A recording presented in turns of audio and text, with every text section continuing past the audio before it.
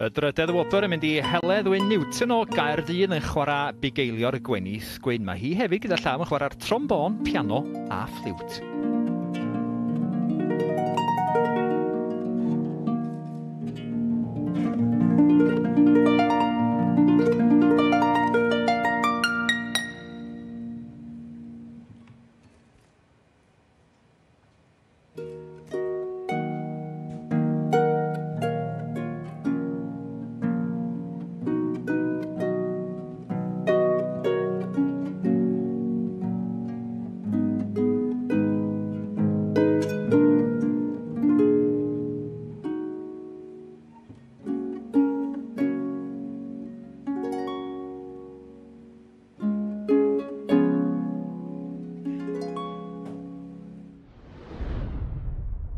Yr ail wobr i Cadi Glwys Davies o Moelfra yn chwarae breuddwyd Dafydd Rhys.